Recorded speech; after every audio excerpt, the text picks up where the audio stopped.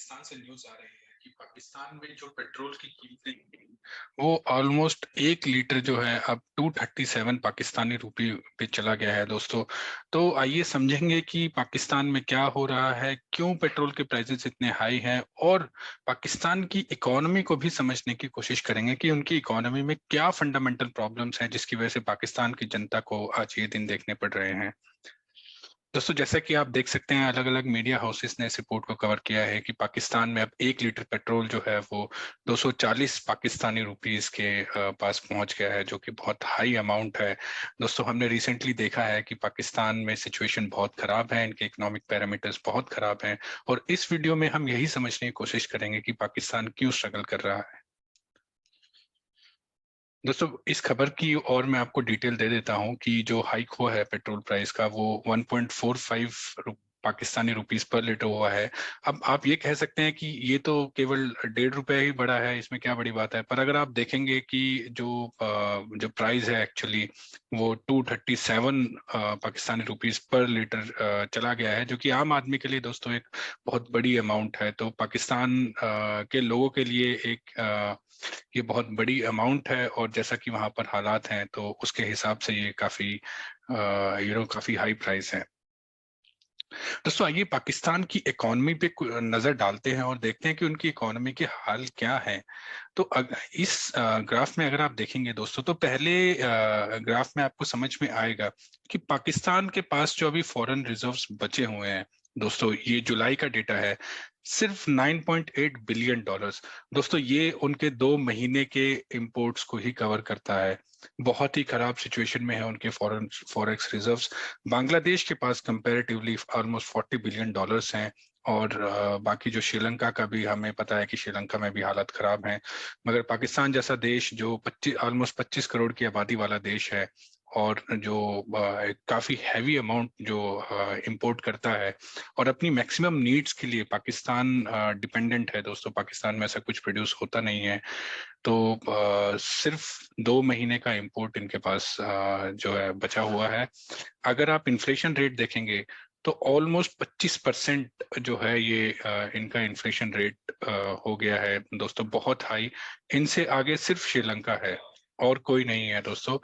तो inflation rate के हिसाब से भी पाकिस्तान की हालत बहुत खराब है दोस्तों। डेट टू जीडीपी रेशो मतलब सरकार एक साल में कमाती कितना है, और सरकार को डेट सर्विसिंग कितना करना पड़ता है दोस्तों, 88%। अगर किसी इकोनॉमी का डेट टू जीडीपी रेशो दोस्तों 30% से ऊपर है, आप समझ लीजिए कि वो बैंकरप्सी की कगार पर है।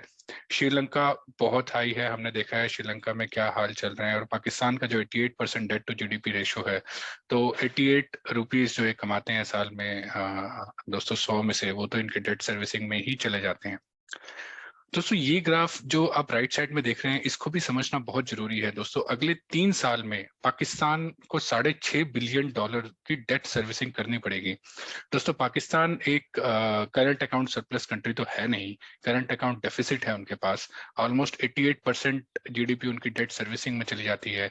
तो अगले 3 साल में ही, केवल इस साल में ही $3.16 बिलियन की उनको रीपेमेंट करनी है, डेट पेमेंट करनी है। और अगले 3 साल में ऑलमोस्ट $6.5 बिलियन की उनको डेट पेमेंट करनी है। तो पाकिस्तान की इकोनॉमी में जब तक स्ट्रक्चरल चेंजेस नहीं आएंगे दोस्तों, तो बड़ा मुश्किल है कि उनकी इकोनॉमी ये जो लोन वाला जो ट्रैप है, डेट ट्रैप है, इसमें फंसी हुई है, इससे निकल पाना उनके लिए बड़ा मुश्किल है।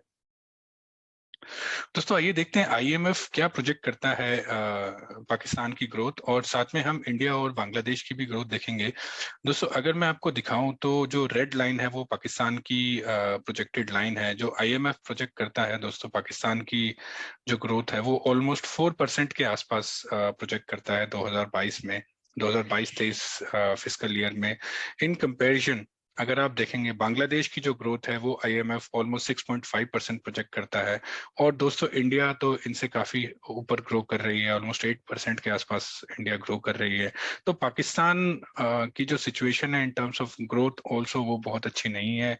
एक दोस्तों, डेवलपिंग कंट्री अगर 4% की जीडीपी से ग्रो करेगी तो आप समझ सकते हैं वहां पर कितनी बड़ी प्रॉब्लम है उस इकोनॉमी में दोस्तों। इन्फ्लेशन की भी अगर हम प्रोजेक्शन देखें तो जैसा हमने देखा था जुलाई में ऑलमोस्ट 25% 20% उनकी इन्फ्लेशन हो गई थी।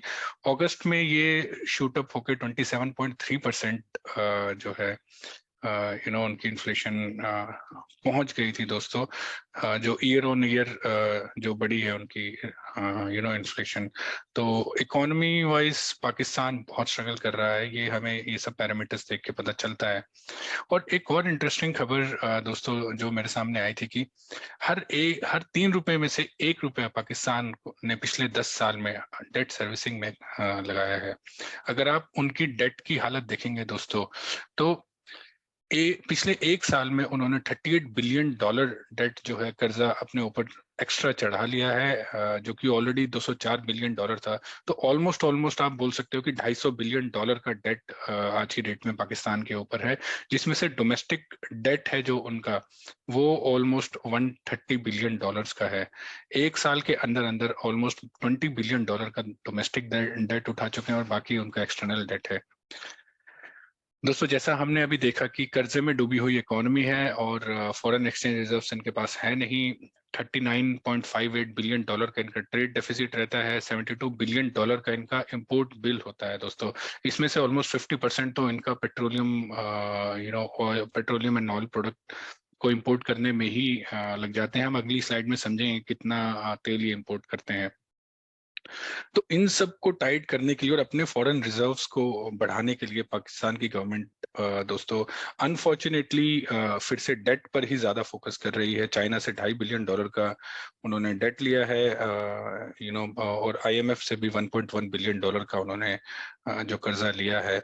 मगर दोस्तों पाकिस्तान की इकोनॉमी की जो फंडामेंटल प्रॉब्लम्स है वो ये डेट लेने से आई थिंक सॉल्व नहीं होगी। पाकिस्तान को स्ट्रक्चरल रिफॉर्म्स लाने पड़ेंगे अपनी इकोनॉमी में, तभी जाकर उनकी हालत सुधरेगी। दोस्तों जैसा मैंने पिछली स्लाइड में आपको बताया था कि पाकिस्तान एक इंपोर्ट डिपेंडेंट कंट्री है, उसको हर चीज इंपोर्ट करनी पड़ती है। अगर आप पेट्रोलियम इंपोर्ट देखेंगे दोस्तों, तो 30% की ग्रोथ थी अगस्त में दोस्तों। $1.8 बिलियन उन्होंने खर्च किए हैं अगस्त 2022 में सिर्फ पेट्रोलियम इंपोर्ट पे। तो दोस्तों बहुत बड़ी अमाउंट है जो उनको खर्च करनी पड़ रही है। 2 महीने में जुलाई अगस्त इस साल के इन 2 महीनों में ऑलमोस्ट $3.3 बिलियन उन्होंने खर्च किए हैं सिर्फ पेट्रोलियम इंपोर्ट्स पर। तो दोस्तों जैसा कि हम देख सकते हैं कि इंपोर्ट बिल इतना ज्यादा है, और ऑब्वियसली क्योंकि उनकी करेंसी की भी हालत बहुत खराब है। हमने देखा है कि जो पाकिस्तान रुपी टू यूएस डॉलर है उसका क्या हाल है। तो इसलिए इंपोर्ट जो बिल है पेट्रोलियम इंपोर्ट बिल ये बढ़ता जा रहा है। इकोनॉमी जो है वो ऑलरेडी डेट के अंदर फंसी हुई है, ग्रोथ के प्रोस्पेक्ट्स है नहीं है, इन्फ्लेशन बढ़ती जा रही है। इतना ज्यादा कर्जा इन्होंने अपने ऊपर चढ़ा लिया है कि इकोनॉमी पे लगाने के लिए पैसे है ही नहीं इनके पास। सारा पैसा इनका डेट सर्विसिंग में जाता है और फॉरेन रिजर्व्स इनके पास बचे नहीं है दोस्तों।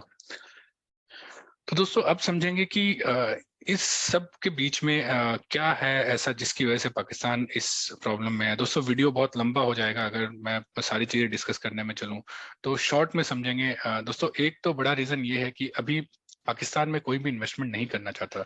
जो उनके ट्रेडिशनल पार्टनर्स थे जो पाकिस्तान में हिस्टोरिकल इन्वेस्टमेंट किया करते थे वो भी नहीं करना चाहते, क्योंकि देखिए एक तो वहां पर पॉलिटिकल इंस्टेबिलिटी है। जब से इमरान खान की गवर्नमेंट गई है आज तक कभी किसी गवर्नमेंट ने 5 साल वहां पर पूरे नहीं किए हैं। जब से इमरान खान की गवर्नमेंट गई है तब से आप देखेंगे कि पाकिस्तान में रेगुलरली धरना प्रदर्शन होते हैं और एक केओस है वहां पर इन टर्म्स ऑफ पॉलिटिक्स। तो पॉलिटिकली वो कंट्री स्टेबल नहीं है। बिजनेस एनवायरनमेंट जैसा हमने डिस्कस किया कि बहुत खराब है, करप्शन इंडेक्स बहुत हाई है और इकोनॉमी टोटली मिसमैनेज्ड है दोस्तों।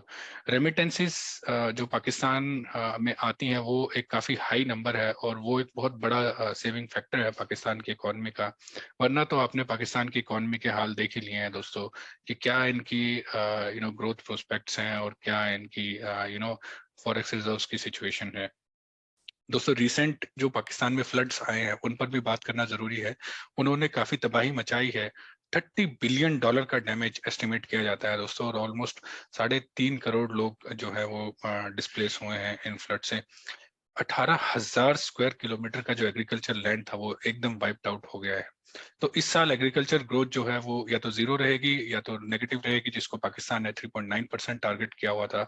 और जो अनएम्प्लॉयमेंट रेट है दोस्तों, जो ऑलरेडी बहुत हाई था, ऑलमोस्ट 22% है, वो प्रोजेक्टेड है कि वो 36% पे जंप करेगा।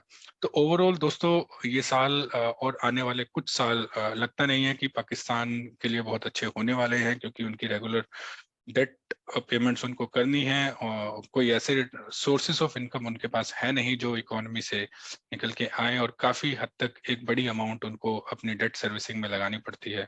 तो दोस्तों मेरी तरफ से आज के लिए इतना ही।